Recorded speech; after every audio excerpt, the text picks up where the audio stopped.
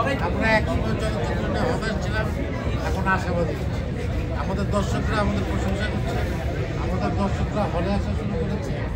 আর আপনাদের মাধ্যমে দর্শকদের কাছে আমাদের অনুরোধ যে আপনারা হলে এসে ছবি দেখবেন। এর মধ্যে অনেক দুর্ঘটনাও ঘটে, অনেক ছবি পাইরেসি হয়, নানানভাবে দেখে। সেটা না করে আপনারা যদি হলে এসে ছবি দেখেন, হলে এসে ছবি দেখলে আরও ভালো ভালো ছবি আমাদের যারা প্রযোজক আছেন, খসরু ভাই আছেন, কালাম ভাই আছেন, ওনারা সাহসী উঠবেন। ওনারা যদি আমার নতুন করে ছবি তৈরির কথা চিন্তা করেন, তাহলে একজন ভালো ডিরেক্টর ছবি বানাতে পারবে। আমরা ভালো অভিনয় করার আবার সুযোগ তৈরি করবো এবং আপনারাও একটু পরবর্তীতে ভালো ছবি দেখার এইটাই হচ্ছে মূল কথা। এইটাই হচ্ছে মূল বিষয় যে আপনারা আমাদের সঙ্গে থাকবেন, আমরা সবাই মিলে আমাদের ছবিকে আবার সামনে নিয়ে বাবু আজকের এক্সপিরিয়েন্স জানতে চাই, যেহেতু প্রিয়জনরা ছিল, ইন্ডাস্ট্রির মানুষরা ছিল, সবাই একসাথে দেখেছে।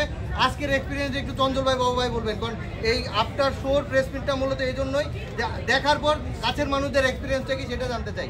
আমি তো আসলে পেছনের সিটে বসেছিলাম একদম শেষের দিকে।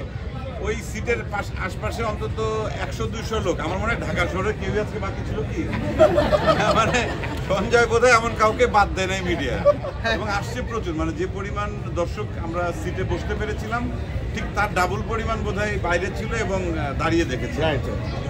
দাঁড়িয়েছিল। বাবু ভাইয়ের এক্সপিরিয়েন্স কি একটু জানেন? না, দর্শকদের তো আমরা হলে বসেই বুঝতে পারি যে ছবি কেমন লাগছে। এবং আমার পরিবারও ছিলেন, আমার স্ত্রী ছিলেন, চঞ্চলের পরিবার ছিল।